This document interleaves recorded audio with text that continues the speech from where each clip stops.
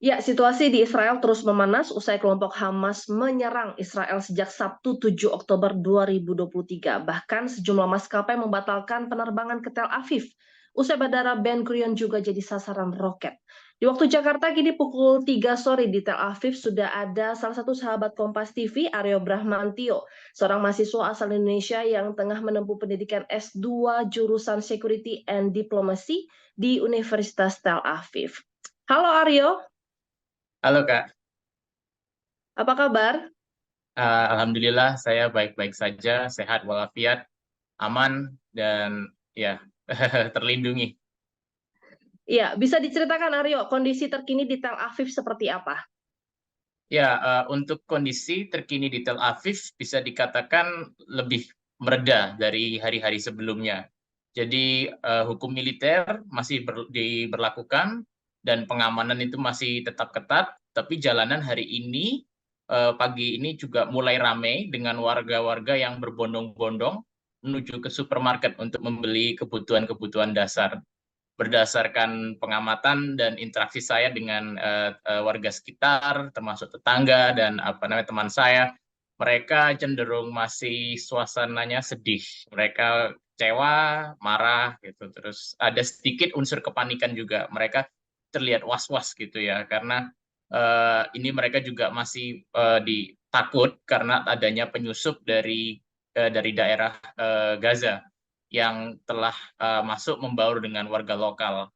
Ini kemarin ada laporan, kemarin lusa ada laporan bahwa seorang gerilyawan Palestina ditangkap di pinggiran kota Tel Aviv. Jadi mereka sudah masuk sejauh itu.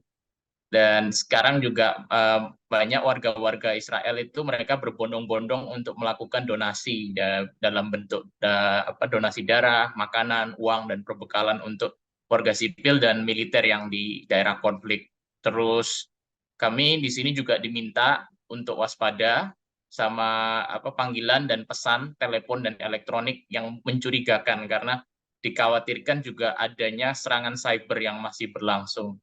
Terus kami di udara, kami terkadang mendengar pesawat-pesawat jet tempur Israel berseliweran dan helikopter-helikopter IDF juga terbang menyusuri pesisir pantai.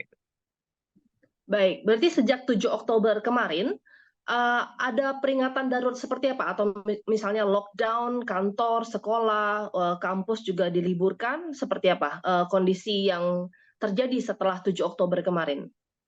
Ya, setelah 7 Oktober kemarin itu langsung pemerintah Israel itu langsung bergerak cepat ya. Mereka langsung memberlakukan semacam lockdown.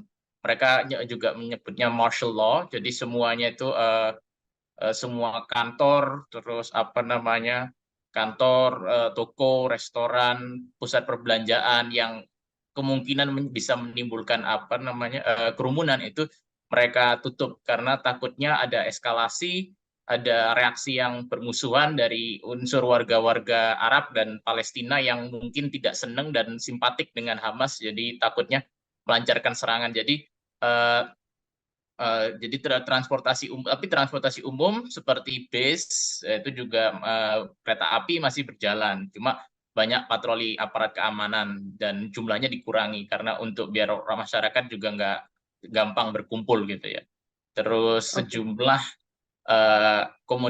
komoditas bahan pangan tertentu itu juga sekarang susah ditemui karena kebanyakan masyarakat itu menyasar untuk menyetok ya, mereka menyetok air minum, daging, di situ pasta, makanan-makanan kaleng yang tahan lama karena kasus panic buying ini tuh terjadi di beberapa tempat di supermarket-supermarket tertentu. Jadi hal ini itu terjadi karena barusan kemarin sore pemerintah Israel itu menghimbau masyarakat untuk menyetok persediaan pangan, air, perlengkapan darurat, baterai, senter gitu karena untuk 3 hari ke depan karena ada ekspektasi eskalasi serangan yang lebih besar dan dapat berdampak terhadap aliran listrik, jaringan internet, sama persediaan air bersih. Itu kemungkinan kalau dari yang kabar yang saya dengar bakal arahnya datang dari arah Suriah sama Lebanon. Jadi mereka serangannya mungkin datang dari situ dan kemungkinan masih lebih besar daripada yang serangan gelombang pertama kemarin beberapa hari yang lalu.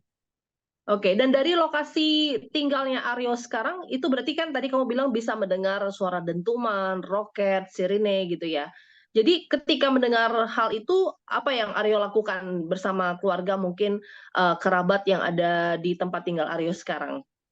Iya, kami dihimbau oleh setiap pelajar internasional yang berada di Tel Aviv itu ketika masa orientasinya selalu diberikan pengarahan oleh pihak universitas.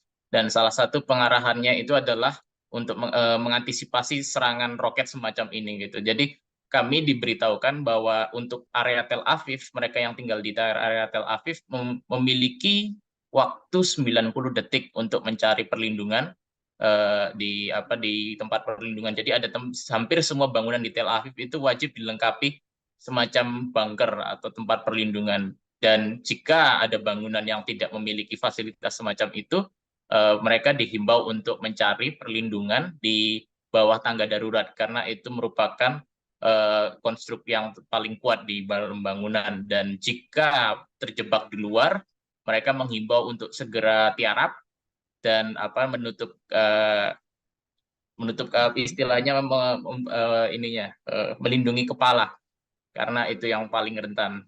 Terus ya kami juga agak resah kalau ketika ada roket memasuki wilayah Tel Aviv karena tidak ada persepsi kalau sudah memasuki wilayah Tel Aviv itu jauh di dalam wilayah Israel. Jadi kalau sudah Tel Aviv itu berarti eskalasinya sudah serius, bukan lagi serangan di perbatasan tapi sudah mengancam pusat-pusat perkotaan gitu.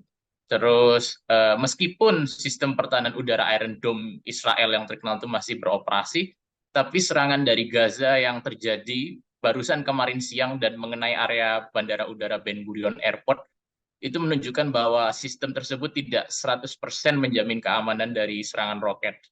Dan berdasarkan pengamatan saya selama di Israel di sini kami mendengar suaranya itu dentumannya itu kayak gemuruh gitu. Jadi dan itu terkadang rentetan dan terkadang sistem sirennya Israel itu juga telat.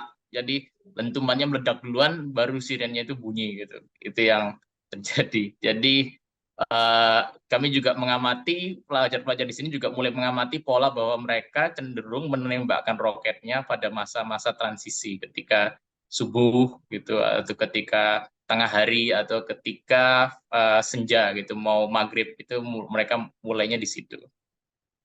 Oke, berarti di saat orang-orang mau beristirahat seperti itu ya. Jadi Ya, unexpected ketika orang moment gitu berada ya. dalam istilahnya itu dalam perjalanan pulang atau perjalanan berangkat kerja kan pasti kayak gitu mereka.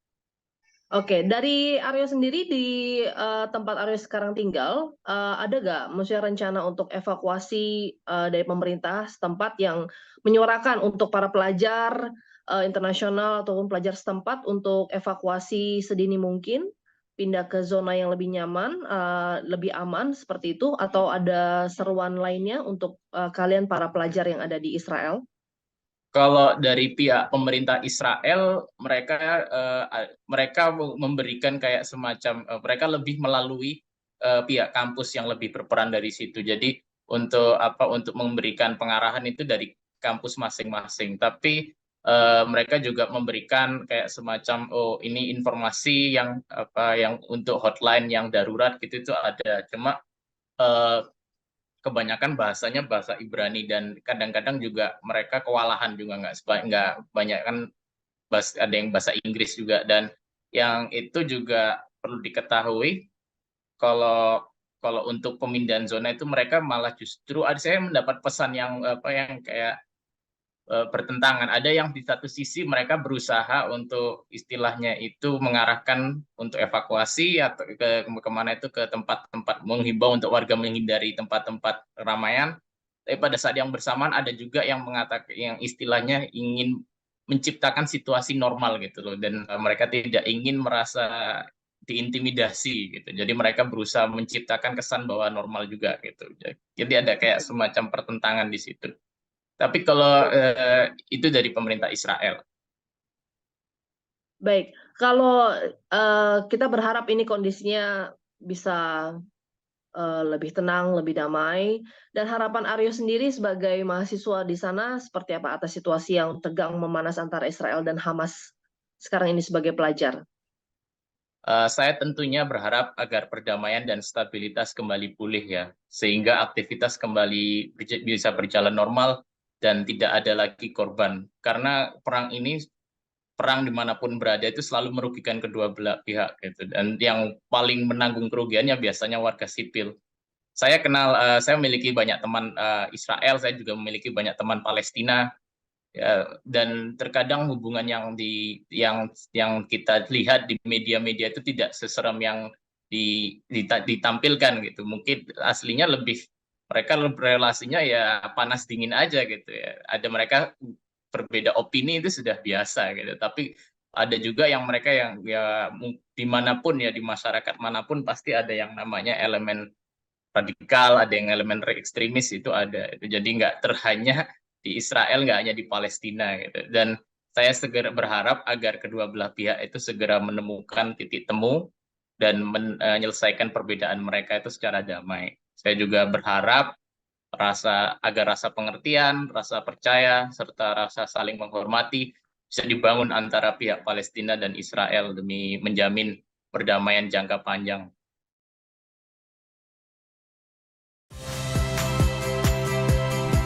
Saya Liviana Cerlisa. Saksikan program-program Kompas TV di siaran digital, pay TV, dan media streaming lainnya. Kompas TV, independen, terpercaya.